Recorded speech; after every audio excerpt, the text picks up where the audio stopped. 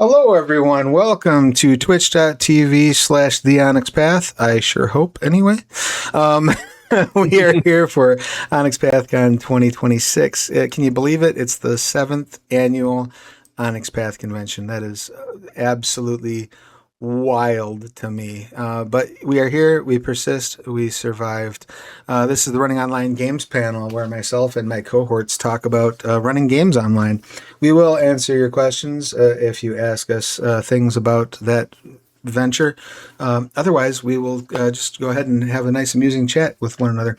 I'm going to go ahead and have everybody introduce themselves, and then I have a couple of announcements to make. So if you have any questions, go ahead and type those in the chat, preferably with the word question in all caps in front of it, or using your chips of Onyx to highlight your message. And I'll make sure I copy those questions and throw them into our Zoom chat so we can eventually get to them before we run away. So let's kick things off going clockwise as I have you all on this layout. New to the channel.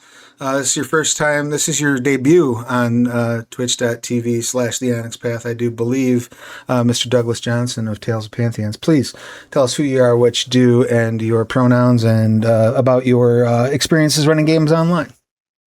Hey, yeah, it is my first time. I'm definitely not nervous at all. Hey, I'm Douglas. I'm Tales of Pantheons on all platforms, especially here on Twitch and on YouTube, where I stream Scion every other week. We're going to be streaming tomorrow at I'm a West Coast guy, so 11 to 2 p.m. on tomorrow, the PST. Yeah, I'm really excited to be here. I'm really excited that you guys had me on, and excited to talk shop. Pronouns he, him. Yeah, I'm looking forward to it. Beautiful. Thank you so much for being here. Greatly appreciate you. And speaking of folks I greatly appreciate, Corbin, your pertinence, please. Thank you. Hello, I'm the Awkward GM Corbin, he, him. You can find me on YouTube at the Awkward GM Corbin. I do run games online through Start Playing Games, and you can find me on Onyx Path's Twitch on Wednesdays when I run Accursed in Boston. Thank you. We appreciate all of those things. Also, don't be modest, Corbin. Corbin is the person who has run the StoryPath Nexus Game Jam for us for the past couple of years. Oh, yeah. In the previous panel, lots of people were asking if there was more of that in store, and we told them to bother you because that is you that runs that, not us. So have fun with that. Oh, man, I should definitely... I wish I was in that panel, but I was running Curseborn at the time. Unfortunately, as we all often will lament throughout the course of this convention, none of us have managed to manage the Madrix. None of us can be in two places at once, unfortunately. When I was very young, I wanted to be Superman. As a teenager, I wanted to be Spider-Man. As an adult, I just wish I was Multiple Man. Mike, that brings us around to you. If you could, please give us all your pertinent details. Hi, I'm Mike Athey. I ran he, him. I ran an adventure stream on the Onyx Path channel for a couple months, I think. And tomorrow I'm going to be running a Trinity Continuum Core adventure, and also be playing right after that and going over to the Branch Riders actual play and be playing in that with Jack and the crew. Looking forward to both. Yeah, very much so. That's super cool. I'm jealous because I really want to play Branch Riders. So let me know how it goes. Me too. Looks super fun. So I have not yet had the opportunity. Every time there's an actual play going, I'm running something else. So I'll do my best to contain my envy. But I hope you have a blast with it. Let me know how it shakes out. Yeah. Sure. And last but not least, Scott, please give us all of your pertinent details. Sure, I'm Scott Kuban, pronouns he, him. I'll be running a game of Trinity Continuum Aberrant this weekend on Sunday, 10:30 Eastern. I, at one point, had an Aeon game on the Onyx Path Twitch. It will be returning again soon. I have a lot of Season 3 of Asaya in the can, ready to go. Been pretty much waiting for this to finish before I actually get off my butt and make it happen. I also run games on Start Playing Games, a lot of Trinity Continuum and others on that platform. Glorious. Yes, and if you're not familiar with Start Playing Games, definitely check it out. It is a website where you can go. You can basically sign up to be a player, to look for games to play in. You can sign up to run games. They can be free or paid. Both are available on the network. And it's just a great way to sort of meet with other people, check out games that you might not otherwise have access to. They've actually just rolled out a new feature that I really dig. I think it's still in beta, but I think new users can access it as players, which is like a bounty board. So like you could get some friends together and be like, we all want to try out Trinity Continuum, but we don't know a story guide. So you put up a bounty for like, will you run Trinity Continuum for us on this day? And then all of the GMs that are in the program can check that out and be like, oh, I can make that work. And then they can hop on and step in. So that's a very, very cool little addition that they've got over there now. And then we have some games this weekend that various people are running. So if you want to check out some of our games.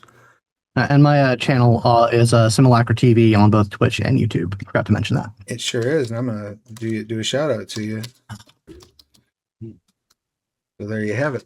And then I guess that leaves me, right? My name is Travis. My pronouns are he, they. When I'm not running games, I'm writing them. And I am the person who is in charge of the Onyx Path Twitch channel for good or ill. This convention is kind of my baby. So this panel is usually myself and my fellow GMs just getting together and shooting the breeze and having some conversation and blowing off steam and having a good time. That being said, we do have a couple of productive things to point out. I believe I might have mentioned earlier the Scion Nexus that was dropped during opening ceremonies. Demiplane now has Scion Origin and Hero available in early access. You can go over there. You can check out the Jumpstart right now for free. If you have Scion Origin or Scion Hero on Roll20, if you connect your accounts, get those on Demiplane right away. And if you have the PDFs, there will be discounts coming in your email very soon, as long as you have your communication preferences turned on to allow those. Somewhat related, there's also a sale over at DriveThruRPG on things like PDFs up to 80% off this whole weekend. So, boy, if you went over there and bought Scion Hero and Scion Origin right now, you might have them in time to get that email. Just throwing that out there as a possibility, just in case. Word Trinity did ask, what's the bounty board thing? Just to reiterate, over at Start Playing, they have a program that's in beta. I think new players can use it, where you go in and you sign up, you set up a bounty. You basically say, I've got 3 players, 4 players, whatever. And you say, we want to play Trinity Continuum on this day at this time. We're willing to pay X amount per player. Bang, here you go. And then all of the GMs who are signed on to the program see that come up on their bounty board and can decide to try to grab it or not. So it's a nice way to hopefully connect players with games that maybe appear underrepresented in the overall system. Because there's a lot of D&D over there, and I'm not going to open the D&D can of worms on this panel that I opened last panel, I promise, unless somebody asks, in which case I will absolutely open that can of worms. It was a great take. I was there. It was a good take. I agreed with it. Thank you. I appreciate that. So that bounty board is at startplaying.games. All right. So I talked about the Scion Nexus. I talked about we have a lot of other announcements that are coming, most of which will be tomorrow, at least in some way, shape, or form. There may be some further things, of course, dropping on Sunday, but tomorrow's the big announcement day. So make sure that you have followed this channel. If you're not yet subbed, we would love it if you would subscribe. Helps us keep the lights on and helps you get instant access to VODs. One of these days, my mouth will work the way it's intended. If for whatever reason you can't subscribe, all these panels will be up over on YouTube in the next week or so, give or take.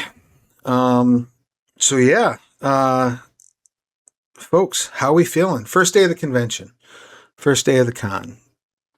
the only person who's actually, I think, gone out into the battlefield yet has been Corbin. So Corbin, and you just came in straight out of the game too. I did, and I thought that our panel was at 8 and my game ended at 8, so I raided over here only to realize you were done already. Yeah, I know that could have been organized better. I blame myself. As Ray Stantz once said. But I always like doing these panels because you get to talk about all the crazy stuff that we end up doing. Like, everyone can run games online. It's a lot different than when I started, like,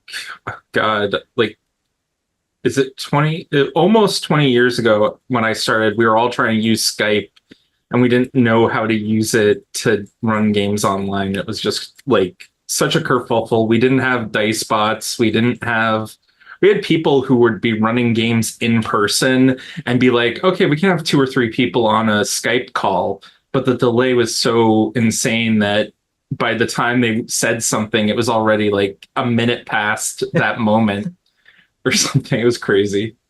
Yeah, and then something happened in 2020 that made this all a lot easier. I forget what that was. But it just got a lot easier, like, for some reason. Yeah. Good times. Incidentally, I'm sure that has nothing to do with that being the first year of the Onyx Path Virtual GameCon. That was, in fact, what inspired us to start this convention was, the pandemic hit and we were all on lockdown, and we were very cross about the idea that we weren't going to be able to go and see our friends and play games together and have a grand old time. And then some genius said, hey, maybe we should do an online convention. And then I haven't stopped working since. So that's what you get for volunteering in this world. So just to circle around, I guess, in order of appearances, Douglas, you got a game coming up. Looking at tomorrow. Tomorrow afternoon, right? Yeah. Let's talk about that a little bit, because yours is kind of a convention special, but you, it's part of your regular ongoing campaign, right? So yeah, tell us a little bit about what folks can expect to see tomorrow when they tune in for the Scion game. Well, I'm incredibly excited for it. It's I've been writing this particular episode for like a month now, so this should be fun, or it's going to be terrible, and you're all going to point and laugh at me. This is the 7th episode in our 2nd chapter, so they're in Demigod in Scion. And I have tried my best to I have a theming of the 7th episode, something crazy happens. So the people watching tomorrow are going to be able to, I've over the course of the past couple of days, I've edited and worked on a recap video that I think is pretty cool. So everybody can get a kind of idea of what's happening and are not as lost as coming into the middle of a game. But, yeah, I think it's gonna be really cool. I don't want to spoil too much, but I think it's gonna be a lot of fun. Sweet. Well, yeah, definitely check that out. I was going to ask you if you had any sort of like a primer or explainer plan, because it is an ongoing campaign. But the cool thing about it is, if you all tune in tomorrow and you check out, the Tales of Pantheon's game over at Plastic Age Plays, you will then be able to check out their next game. And what's your next game after on your channel? It'll be on Tuesday, not next week, but the week after that. Okay. Gotcha. Right. So I don't know what day that is, but I can look at my calendar. They got these The fancy 16th. things. Yeah. So you'll be able to hop in there and then just hit the ground running on the 16th over at Tales of Pantheons and pick up the story. And all the VODs are on YouTube at Tales of Pantheon. So if you feel like catching up, they're all there. Beautiful. Yeah. And I've had the pleasure of sitting through a couple of your streams at this point. Really enjoy it. I think it's a good show, and I think people would be would not, they don't want to miss it. You will feel very sad if you go back much later and you're like, oh, I could have watched all this at the time. And there'll be much gnashing of teeth and beating of one's chest. So don't miss it is the catchy headline. And then next in order of appearance on the channel, Mike, you've got your TC core running tomorrow, right after the Scion game. What can viewers expect out of you? So it sort of timed out well. There's a sport called F1 that I'm vaguely interested in. And they have this Monaco Grand Prix every year. And as the Monaco Grand Prix is coming up, I'm running a Trinity Continuum Core modern day set game in the style of Mission Impossible, where an alert status 1 team is asked to go to Monaco during a Force 10 is what I'm calling it, so I don't get sued, race that's happening there on the French Riviera, and they're going to be stealing a supercar from an evil inventor and trying to get away with it. So it's going to be a lot of heist, hijinks, and chase and spy stuff. So all really looking things forward to running it. All things the Trinity Continuum system yeah. excels in. So we got a fast car heist. We've got action. We've got spy stuff. We've got. Am I safe in assuming that there's potential for an explosion or 3 in this game? Probably. Pretty good safe bet, yeah. We're going to have some personal drama too. Maybe a little angst. I don't know. We'll see what we can wring out of it. Some social commentary, like some brilliant philosophical and societal insight, I'm sure, on top of that as well. That always pairs nicely with explosions. Yes. No, it's just going to be a fun time. And I'm looking forward to it. Beautiful. Thank you. And speaking of pairing explosions with angst, how's the Aberrant game looking for Sunday? Oh, wow. You caught me unawares. So actually I'm going to be running a Terrigen focus game using the Nova Vigilance faction, which is completely different from what it was in first edition. Babies.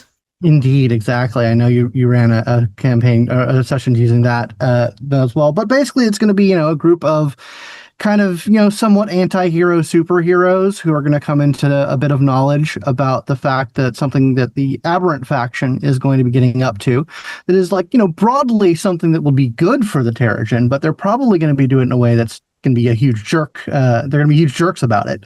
So they're going to have to, wrestle with whether or not they want to do something about it. There's going to be a nice ticking clock. So a lot of X-Men worthy gnashing of teeth and, what do we do for the future of our kind? Nice. That's the gist. One of the things I love about there's a lot I love about Nova Vigilance. I know I shouldn't probably be biased about stuff, but I'm wickedly biased in favor of Nova Vigilance. Oh, yeah.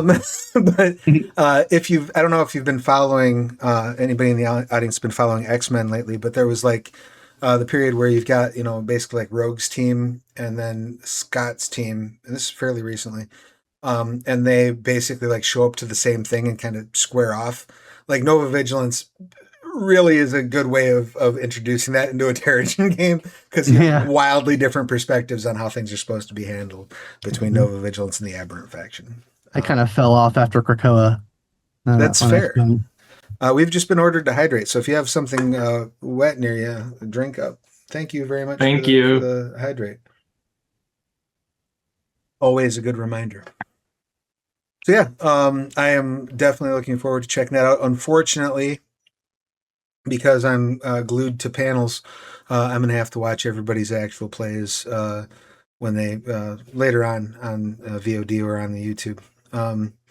But fortunately, I have an easy way of doing that because I am certainly subscribed, but also handling all the tech stuff. So very much looking forward to it.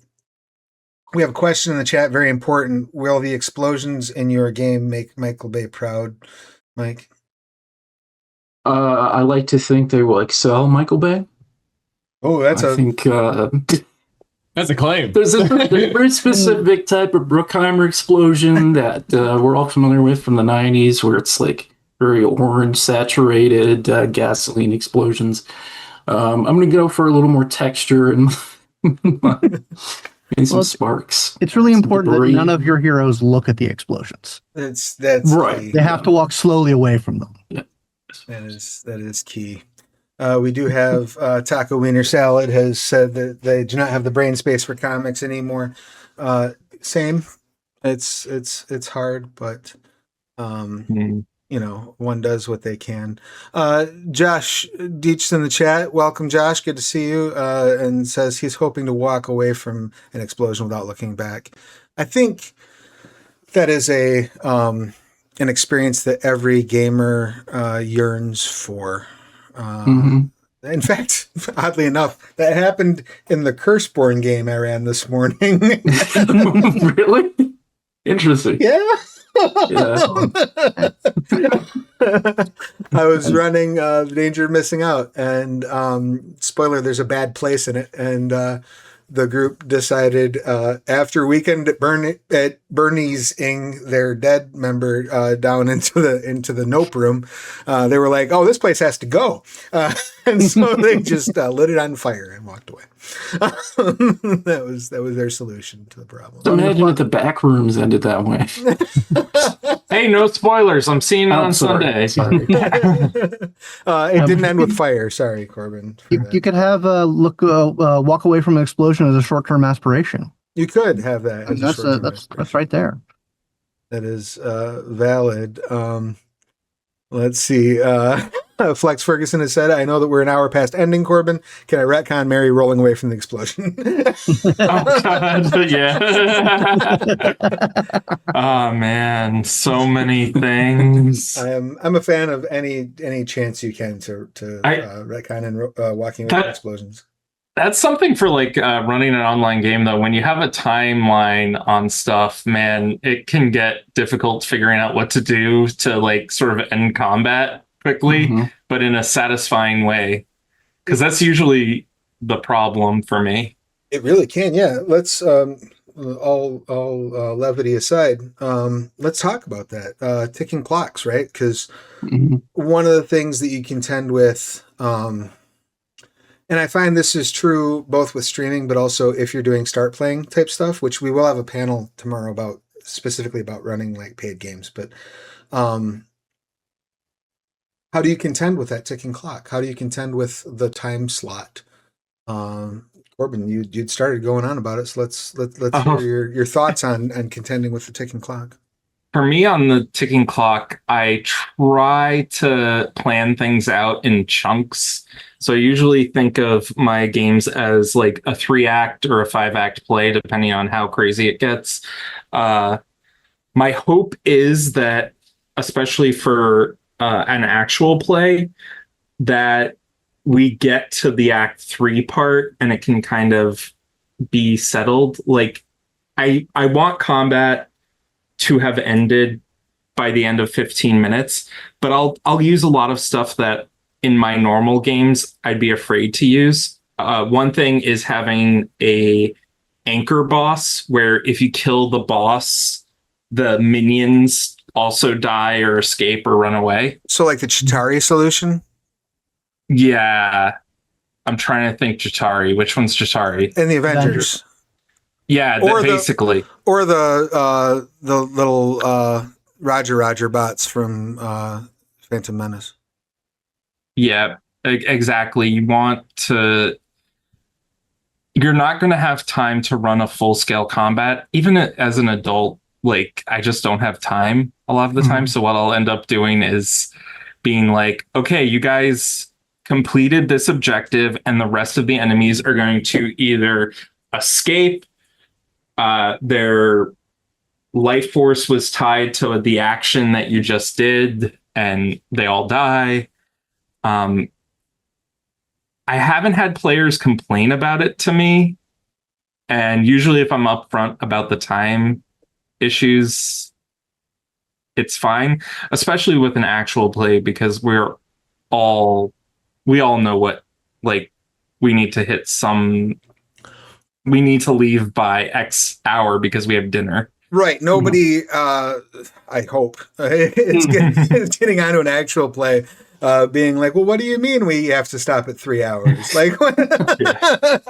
Specifically with Story Path right now, I'm trying to figure out a quick and dirty way of making combat a little bit faster, because having a lot of injuries right now, I'm like having health but increasing damage sometimes. Well, if I can chime in with a little bit of insight that I have, I would fucking ignore it. I would just ignore injuries, especially when it comes to those matter for your player characters. Those do not matter for your NPCs. If it serves the story for your player character to whip out their pistol and take out the swordsman, a la Indiana Jones, just have them do it. That's my 2 cents on that. I mean, I'm a huge proponent of the way Story Path Ultra does it, because you take away the need for having like specific conditions for things, and you get bonus dice for it. I like that too. Well, the other thing you can do too is like work in stunts. I've talked about this, I think, at length in the one of the Discords. I don't remember if it was the official Onyx Path Discord or if it was one of the fan cords. But we got into a long conversation about the lethality of guns. And like in the really real world, when somebody gets shot with a gun, either they get shot in somewhere that's ridiculously vital or they bleed to death slowly. That's the only 2 options. It's not, so guns really aren't, I mean, they're very deadly, but over time. So you can work in like a condition that would do that. You have your aggravated wounds, things like that, where you basically, I like those conditions exist because they basically take out the need to fill out all those injury boxes, because you're just like, oh, it's aggravated wound. Now, if you don't get a hit on your next roll, you're dead. Whoops. Yeah, but as far as like managing time and whatnot, I have been known to be a liberal user of the cliffhanger. Especially when it's an ongoing thing, because you can always pick up where you left off, or if it's a one shot, depending on the genre, it can be actually pretty appropriate, like running adventure. All pulp stories always end on cliffhangers, so it's not unexpected for things to leave off in that manner. And there's no harm in leaving people from wanting more. Now, to pick up on a couple of insights that I know would be specific to recent things you've run. So Mike, you recently ran a pulp ongoing. So how was your experience with that? It was all over the place, depending a lot on preparation and being able to keep myself to a pace. Like I was really happy with how the very first action set piece we had went. Basically, they were raiding a temple, started to fall apart. They were fighting goons and stuff. Something I'll say in relation to how do we end the combat, I think a lot of us are, from our gaming experiences, think of combat as an all or nothing thing where everybody's fighting to the death. And, for whatever reasons, it has to be on that scale. In reality, or not reality, actually, it's fictional narrative stories, action like that. Generally speaking, once you get what you want, the interest in that combat is done. So if you can either apply another objective in there, or also one thing I was really doing a lot in my adventure game was just using the environment to interrupt or stop the fight, because if the ceiling's burning and it's going to collapse on you or whatever, and you're having a fist fight with a guy, all that matters is that you land the punch that knocks him back into the fire, or at least gives you time to run away or whatever. I think even outside of the mechanics of it, I think you can use the narrative to push things along and try to keep it dynamic. I think that's the thing. And also, like, you can usually tell if like the player's interest is lagging. And aside from the clock, like, you can kind of feel it's like, okay, this is like the 4th round of this. We haven't done any damage to this guy. At that point, that's usually when I start thinking, okay, what's another way to have this have a satisfactory resolution that feels earned, but also it lets us move on to what's more interesting to us. What's my alternate out? And on the other side of that coin, Douglas, because you've got this kind of ongoing game, this lengthy narrative you're telling, how are you? How does that impact the way you're managing the clock session to session? Well, I mean, with combat in particular, I am a notorious hater of combat in TTRPGs. When it comes, like, I always see it. If you structure a TTRPG like a TV show or something like that, I agree with Mike, is that there's always a narrative element that can get you out of combat. Like, using an example from my game, in an episode recently, they were fighting the Archangel Michael, and he had killed Hitliopotli. And during the fight, they brought Hitliopotli back to life, and I was looking at the clock, being like, "We need to hurry this up." So Hitliopotli just grabbed him and threw him through a wall. They were like, "We gotta go! The gods are fighting." Deus Ex Machina has really got to be handy in Science. Right? Yeah. If there's a place, you have an excuse for it. Yeah. So I kind of see combat and getting out of combat in those kind of areas. There's always a narrative way to end combat. Again, I like to see it as a structure of kind of in a TV show. You know, the combat fighting ends in an interesting way. You never watch a TV show where they just literally beat each other to death for 45 minutes and then one of them's dead. You know, something always happens. So yeah, I agree with that. Fair enough. I have a question that I believe might be specifically related to your game, which is, I say this with love, how do you plan around Cypher? Sorry. I said I think this might be aimed specifically at your game, but the comment, I say this with love, the real question is, how do you plan around Cypher? Oh, I mean, yeah, that's you know, she is a chaos gremlin. But you know, chaos gremlins are fun. Chaos gremlins are fun. Yeah, absolutely. Yeah. I often, and I think everybody except Douglas, I think here, has played in a game at least once that I've run. And I really like ending games like on you have just rolled initiative. That's if I know there's going to be multiple sessions, I love like, all right, everybody, here's the fight, and see you next week.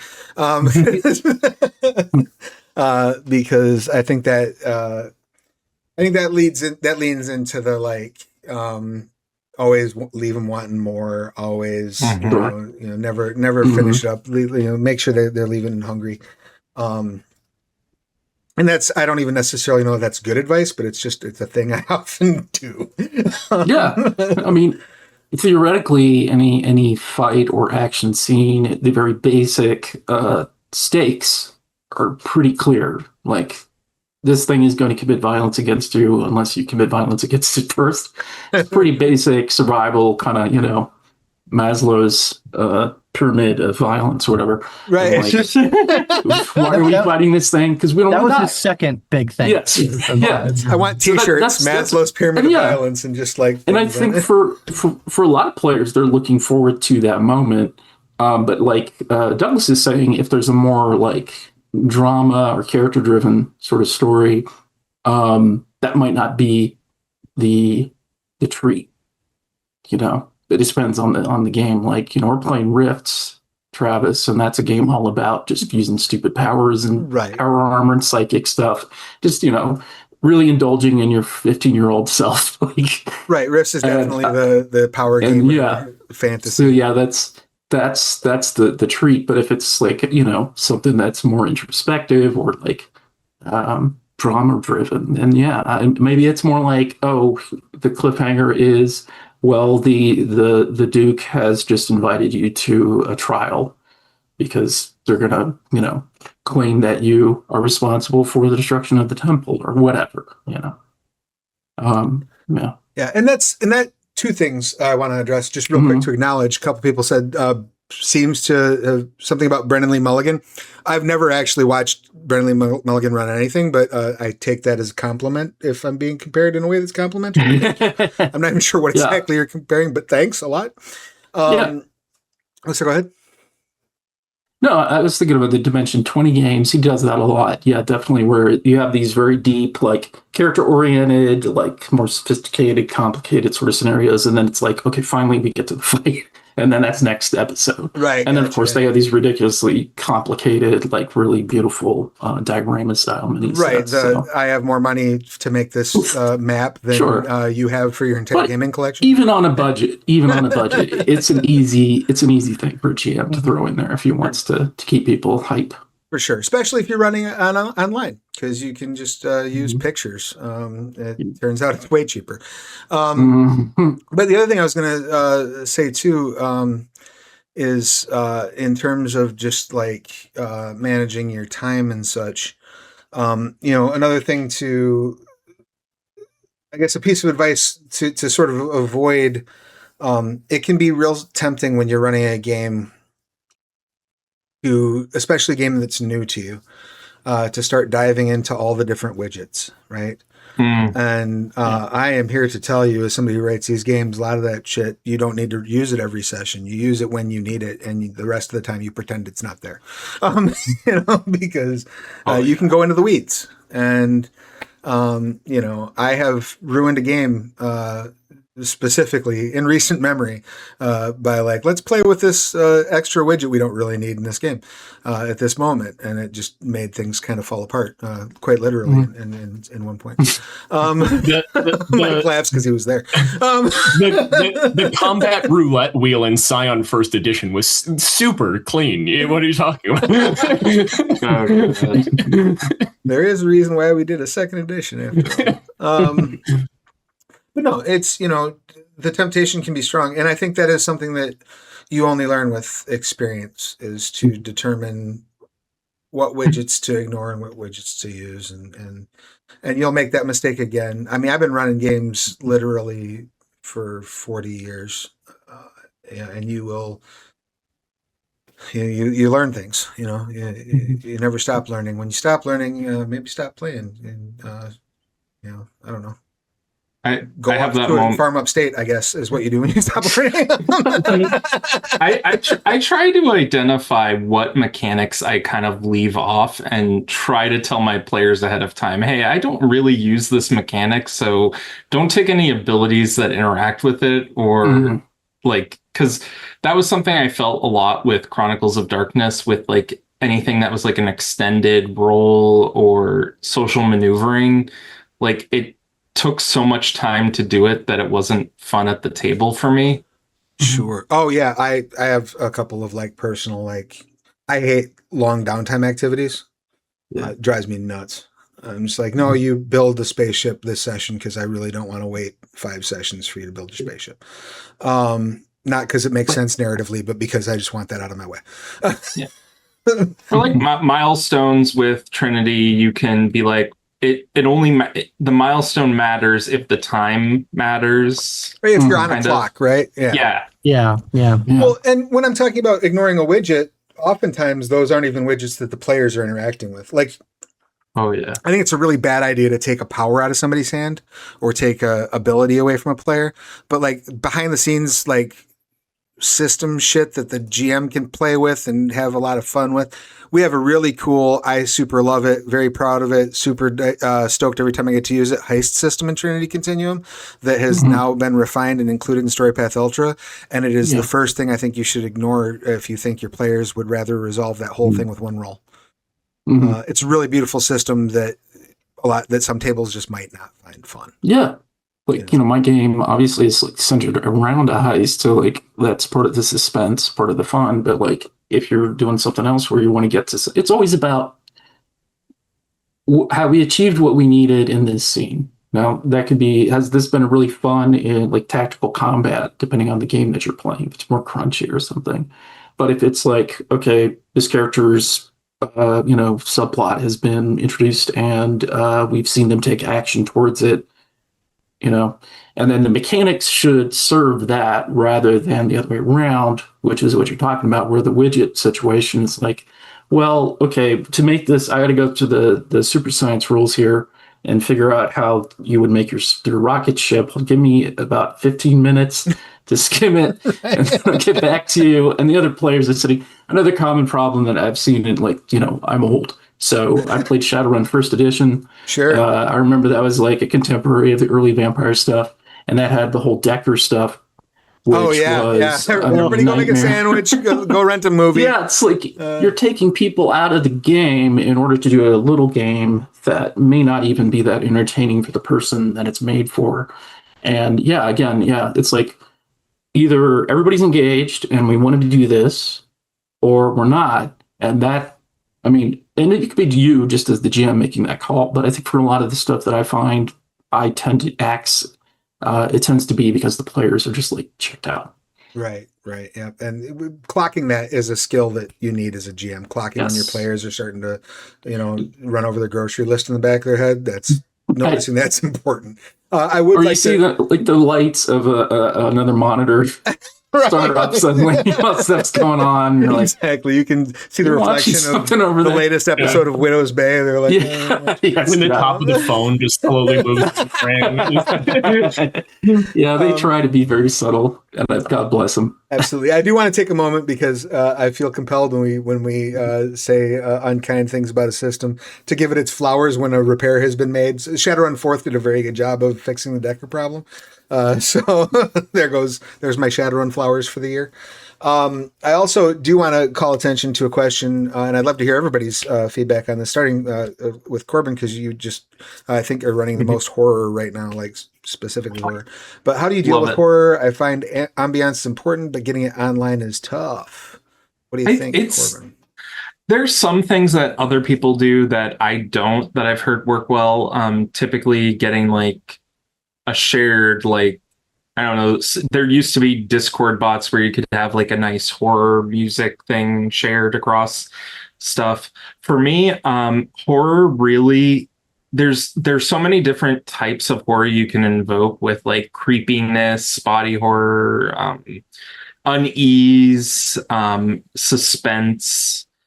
It's really tough to like boil it down to one thing. Like I could go on for days about this, but like my one piece of advice is typically don't give your players a lot of information when it comes to things.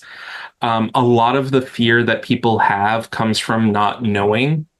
So don't tell them the name of a creature they're going up against. I have my players go up against a werewolf, but I never said the word werewolf. And they were going up against a creature with claws and fangs that was killing people in the shadows. Right. Or if you watched Curseborn, they were in a VR game. And every once in a while, I would say, oh, you're seeing what's happening outside of the VR game, where like these guys are operating on you and taking off your body parts and things. At least that's where I wanted to head. Yeah. How about no, it's awesome. How about you, Scott? Any thoughts on your end about? I mean, yeah, there's multiple ways to do it. I do run some horror in addition to sci-fi. In fact, Mike might attest to, I think I recently introduced probably the most evil villain that I've ever put in any game whatsoever. That's an all-timer for me. Yeah. Yeah. And in something of a contradiction to what Corbin said, the way I showcased like how bad this villain was is I basically took them to a world where this guy had already won, and like this is what's coming if you don't stop this guy. And I was incredibly explicit about what that world was like. Like that, like it was a cavalcade of like you turn the next corner and here's another horrible fact about this reality. Yep. I like that a lot. That's explicitly really detailed. Yeah.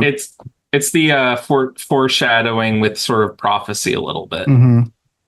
Nice. Any thoughts, Michael, on running horror specifically? I ran a Knights Black Agents game once long ago for some friends who only had ever played a superhero game, and I did it so. This is not me bragging, because it was a disaster. But they went to investigate a Berlin S&M club and went into the basement, and I just had something vague happen. Like Corbin's saying, I think the unknown is so much more scary. It's the whole Stephen King cockroach in the closet thing that he talks about, where it's like, if you tell them, oh, there's a cockroach in that closet, it's like, oh, okay, this giant cockroach, big deal. But if you make scratchy noises and you just kind of hint at what's going on there, it's so much scarier. I believe in his book on writing, he said the scariest thing is the thing that you can't see, can't smell, can't touch, can't hear, but you know is there. Exactly. Yeah. Yeah. And so that was hinted at that, and their characters just lost it. They went psychotic. because they're so used to being in positions of power of fantasy, kind of in these superhero games, and like suddenly you're like, oh, I'm vulnerable, so I gotta kill everybody I know, go into hiding, and just completely turtle up, and that's a good way to ruin some games. But yeah, no, you have to. There's a dial for the type of game you're running. Like Curseborn, you're up to your neck in it, right? Probably it's you want to creep people out pretty consistently. But yeah, I guess it's like kind of like humor almost, where it's like too much of it is too much, depending on the game. And yeah, no, I totally what Corbin said was withhold the information, give them sensory information maybe, but don't explain what's going on. And then they start filling in the gaps. I have big thoughts on the horror humor thing, but first I do want to hear from Douglas, your experience in terms of generating horror at the table. No, I mean, I think it's all been said really well. Like I agree with Corbin a lot. Like it's even going past Stephen King. It's Edgar Allan Poe and H.P. Lovecraft. It's you never see any of the things. You don't know what's underneath the floorboards. You just know that it's beating at him. But I personally haven't really run a horror campaign. I haven't been brave enough. But like in my current game, how I'm trying to depict Titan Spawn is very creepy and ominous. And so far, the only description that they've got is that they clack their teeth together, and my players hate it. That's all I say is that they smash their teeth together, and my players are like, we don't like it. We don't like it. So yeah, it's like almost the less is more. I completely agree. There's something to be said about how it's odd that like a lot of these great horror directors now are like people who've done a lot of comedy. Like I think was it Jordan Peele? Jordan Peele, yeah. His whole thing. Well, and that's the thing I wanted to touch base on. They're the same thing from a storytelling perspective. If you zoom out, like in terms of the tension release, the pace at which they are executed, comedy and horror are exactly the same. The only difference is the emotions that you are eliciting from them. If you want a really, really, really good example of something that's going on right now on television, to watch how that tension release thing can be played and how you can play comedy and horror against one another to achieve that, go watch Widow's Bay. Get Apple TV, steal a subscription from somebody if you have to. Watch Widow's Bay. It is a perfect execution of that dichotomy. I was just thinking about that show and saying to myself, if I wanted to play in a horror campaign, I wish it was like this. Oh yeah, because it's got some really kind of not quite A24 bleak level stuff, but some pretty dark stuff. And then it's leavened by humor, but it's never like, it's not just pure Parks and Rec kind of wackiness, but it's also not like, I don't know, True Detective or something. It's like, it's got a really good balance. And Matthew Rhys, it's a real showpiece for him. He's such a funny, he's always been a funny guy, but it's like his first real serious funny role. And the work that Stephen Root is doing on that show is outstanding. But the thing that's really cool about it is how much of that background and that setting is seated in the sort of set pieces or the props and stuff in the background, like the museum and things. And then in foreground, you have just like really believable people that are flawed and just kind of, struggling. But there's something very funny also about seeing those same people, plus like him getting chased by a sea hag during an event at the beach was really lots of just such good. Oh my God, such good moments in that show. It's just it's really well. But yeah, you're right. It's the cycle. It's build the tension, release it, and it's just, is it going to be for something funny or something horrifying? Yeah. And one thing I just want to touch base on, I saw another question pop up, and I'm happy to bring it in. I did want to touch base real quick though. Horror is such a broad definition. Oftentimes, if I'm running a horror game, I'm not trying to scare my players. For calibration tools, I do what I call yes goes and no goes. No goes are things we will not see happen. Yes goes are things we're going to see. And when I give my example, it's gore. And I'm a big fan of like the Adam Green school of thought. There's a bit where he was talking about when they released Hatchet 2, where Victor Crowley in the first 2 minutes of the movie kills somebody by hitting them with the flat of an axe in the face 48 times. And the MPA wanted him to cut back to 3. And he's like, 3 times is just disgusting and painful, but 48 times is fucking hilarious. Yeah. So that's the way I tend to go with horror is no, we're just going to go I'm going to go for early Peter Jackson, prior to Lord of the Rings. If you've ever seen any of that early filmography, if you've not seen Bad Taste, I highly recommend you watch it unless you're triggered by bad things happening to sheep. I think there's a difference. There's the Monster Mash kind of style of, I don't know, I think about Universal horror movie monsters. They're very classic. They're still kind of woven into our culture, but we don't have people fainting when they see, Bela Lugosi as Dracula. That's old hat now. Right. But, now we have stuff from Zach Kreger and Jordan Peele and the kid that did the Backrooms. And they're finding other uncomfortable things in reality that I'd never really thought of. And then when you see it, it's a surprising new kind of creepy thing. But there's something fun about working with some of the, I guess, corny, for lack of a better word, stuff and letting people kind of romp around with it. And there's something playful, like in the Evil Dead series, or like you mentioned, Dead Alive and things like that, Peter Jackson did, where it's just splatter gore. It's like the Three Stooges, except but there's actual physical consequences for it, I guess. Right, exactly. Yeah. Exactly that.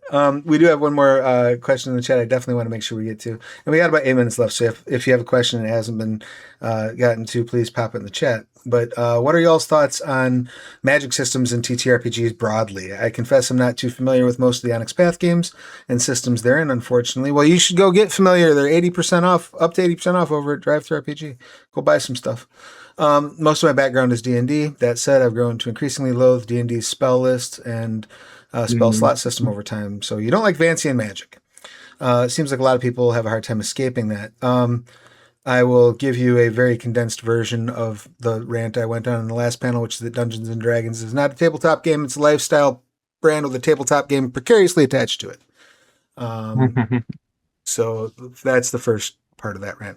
Secondly, magical systems. There's all sorts of cool magic systems that have nothing to do with spell slots. And there are some that do have points. And I think they can all be fun. The question I would say is, what are you trying to do with your magic? What do you want it to convey? That's something I like about the story path ones right now with At the Gates, The World Below, the magic system, even Curseborn. The magic system between the games are all different, even though the systems are similar. Because you have the curse dice for Curseborn, which can adjust results and things of that nature.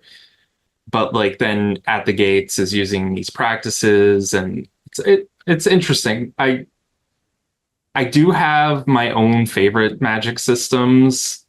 I really dislike mage magic systems, which gets me a lot of flack because it's kind of it's a freeform magic system which works for the setting.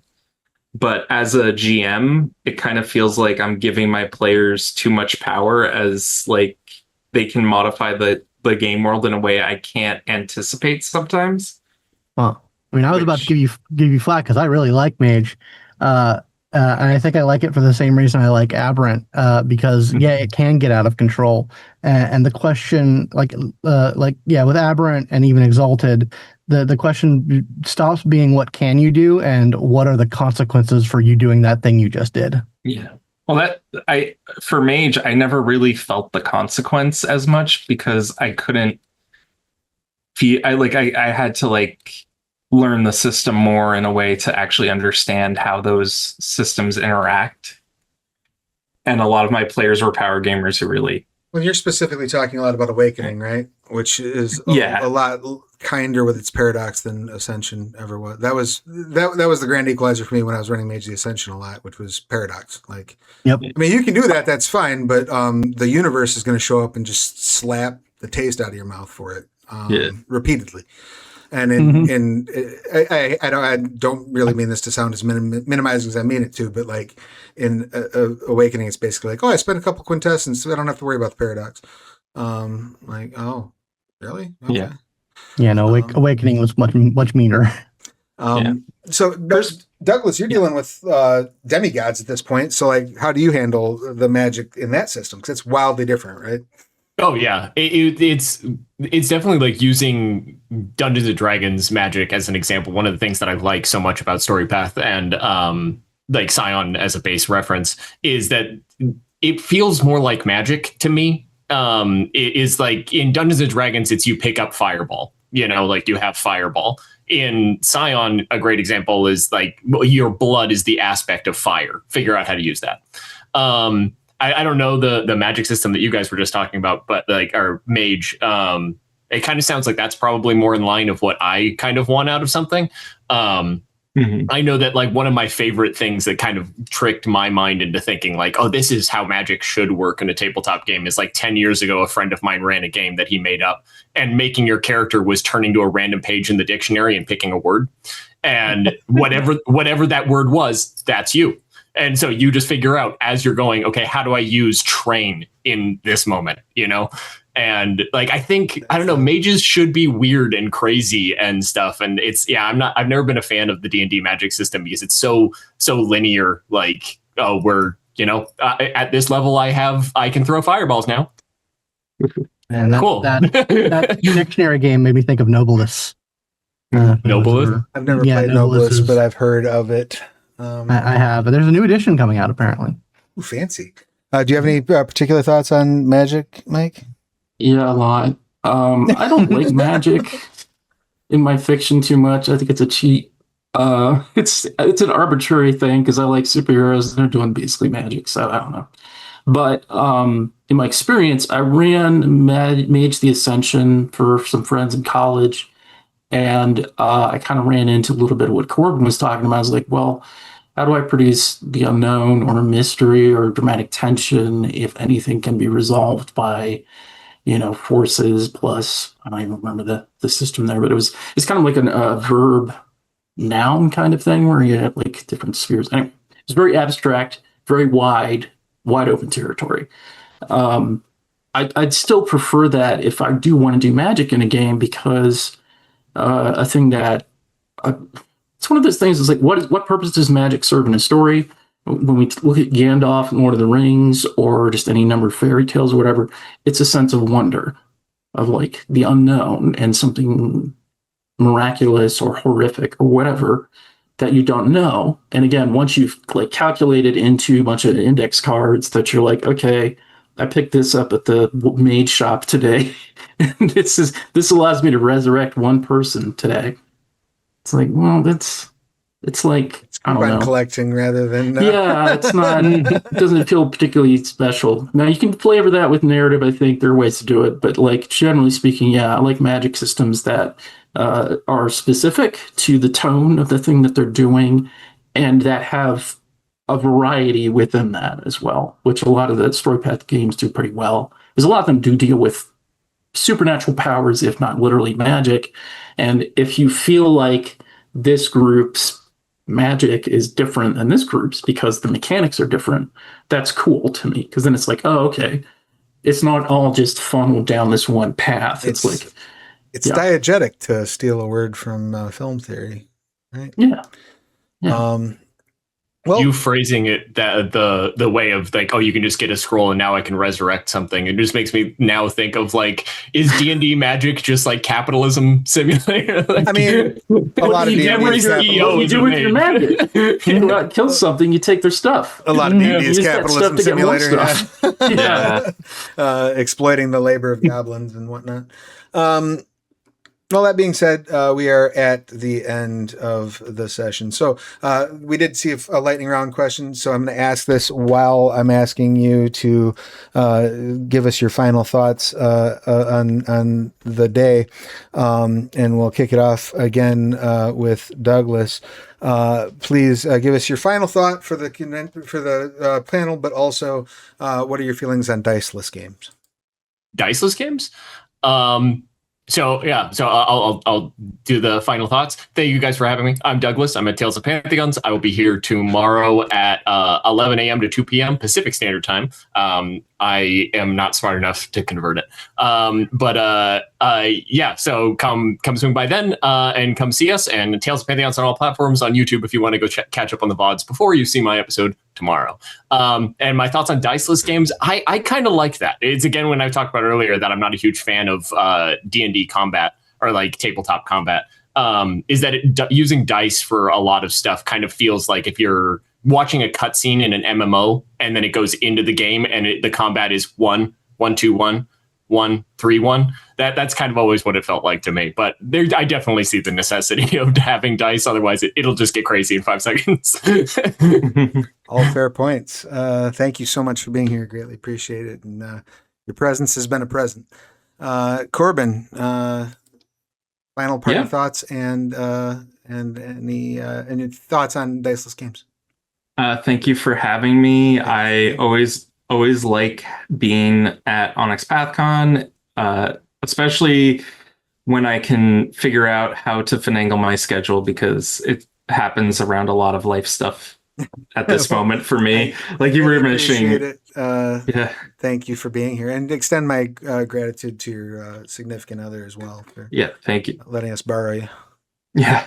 And then as far as the diceless systems go, I really like a card game, like a card RPG game, because they give you like, you have your own hand and typically you can like play from your hand as opposed to like flipping from the deck, and it gives you a lot more control. So I'm all for diceless systems, and I'm all for trying to think of new ways of like doing conflict resolution or like really quick games like rock, paper, scissors, shoot.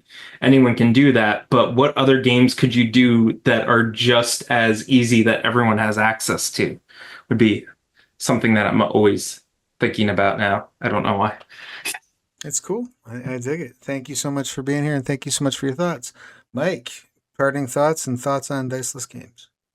I'm a little nervous about my game. Because I overthought it way too much. Like Douglas, I spent quite a lot of time prepping this one shot. It's going to be 3 hours, but take a deep breath in, a deep breath out, let it all go, and have fun. You're going to be out. Yes. As far as diceless, I used to do a sort of like a one-on-one diceless game of GURPS Horror, which predated the World of Darkness, where I had a friend of mine that lived in another city. And I racked up a couple $100 in long distance phone bills over the phone. And it was just us chatting and making up stuff. I think it's quite possible to do that. It's just, I don't know, we're geared to expect that there will be a game component in the traditional sense, a board game thing. But yeah, I think there probably are better, quicker systems in some cases. But I don't know. I think part of me wants to be fair, and the theory is that the dice produces an unexpected result. That means I can't control everything, even if I'm the GM, and that's part of the joy of it is the unanticipated thing. Now, are there other ways to produce that? Almost certainly, I'm sure. You could probably use mahjong tiles. I mean, anything, any sort of random generator, right, to produce randomness. Yeah. That's an interesting perspective. Cool. Thank you so much. And break legs tomorrow, preferably your players, not your own. And Scott, thoughts on diceless games and final parting thoughts for the Sure. I'll start I'll start in the order that you asked. I like diceless games. Amber Diceless role playing game is one of my all time favorite because I love Amber and I like that system, which is of great contention amongst some people.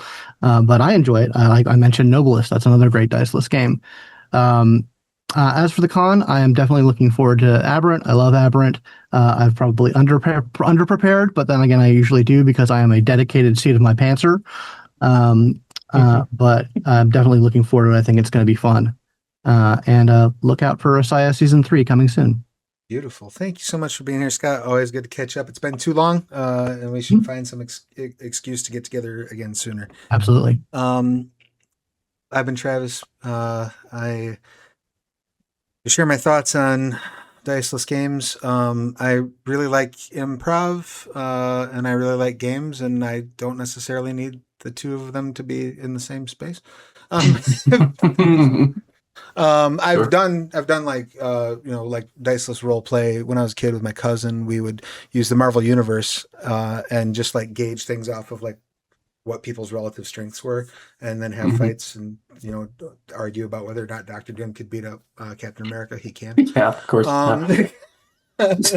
But 100% he can. right, but I like to have some sort of game system in my game. They don't necessarily have to be dice. There was a cool Marvel system that came out a while ago where you had like basically beads that it was like a resource management game, and that can be fine too. It doesn't even necessarily have to be random. But I just there's a thing in my brain that likes my games to be gamey. But I would never slap the dice or lack thereof out of somebody else's hand. If you're having fun, that's all that matters. And I will be back here in the morning for a whole host of panels. I would like to once again remind you all, the Scion Nexus is up. We have up to 80% off on all of the Onyx Path stuff, except for like what's come out in the last month over at Drive Through RPG. I also have a 50% sale going on with my stuff, Aegis Studios, including the Scarred Lands Savage World stuff. That is for my anniversary because my birthday is tomorrow. So I appreciate Congratulations. Happy birthday. Happy Happy birthday. So much. I've made it through another year and not dead. Woohoo! So I'll see all you cats tomorrow. Be good to yourselves and each other. The world is a dark place. Be the light in somebody's life, and we will see you again very soon. Bye. Bye. Everybody. Bye.